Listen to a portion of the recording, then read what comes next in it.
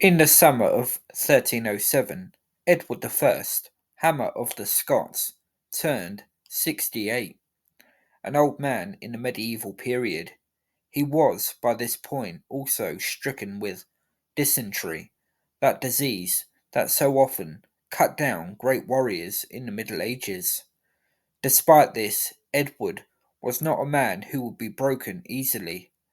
In Scotland, a few weeks before Edward celebrated his 68th and final birthday, Robert the Bruce irked him by defeating an English army at Loudoun Hill. As soon as he heard of this, Edward ordered all the great men of England to meet him in the north in preparation for yet another Scottish campaign.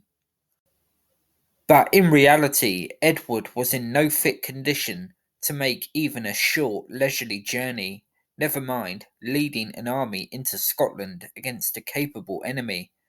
So ill had the king become that only his closest advisers were allowed to communicate with him.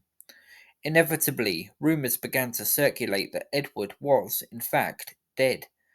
For the time being, the rumours were false, but Edward knew he had little time left.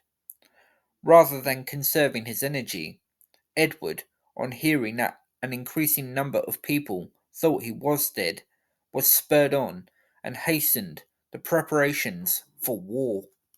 Having travelled to Carlisle as planned, Edward left the city on Monday, the 3rd of July, 1307, but predictably, given the king's health, travel was slow. He was only able to travel a distance of 2 miles at a time over the course of that Monday, and a further 2 miles the following day.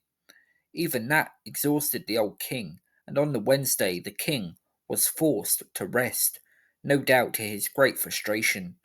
On Thursday the 6th, Edward reached Burr on Sands, and it seems that it was here that he realised that his condition was rapidly worsening.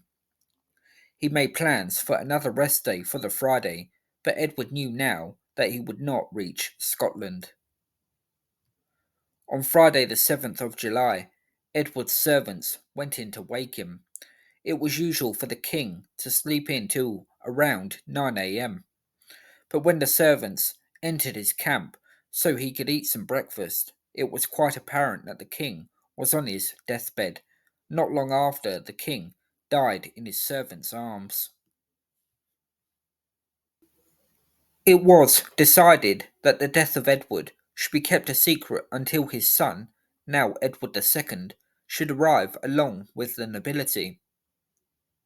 However, some couldn't keep it a secret, and word soon got out that the king was dead. Those who had been responsible for this were imprisoned as a punishment.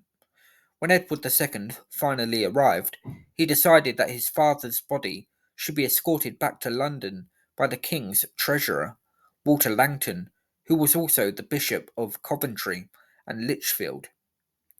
Edward's body lay in state in Waltham Abbey in Essex, a town where, in all likelihood, the body of Harold II lies. The chronicler Peter Langtoft wrote this of Edward I. King Edward was the flower of Christendom. He was so powerful and great, so powerful in arms, that of him may one speak as long as the world lasts. For he had no equal as a knight in armour, for vigour and valour, neither present nor future. This is only a short extract from Peter's lengthy appraisal of Edward, and mostly it speaks glowingly of the Hammer of the Scots. One line towards the end does make reference to the sins that Edward had committed.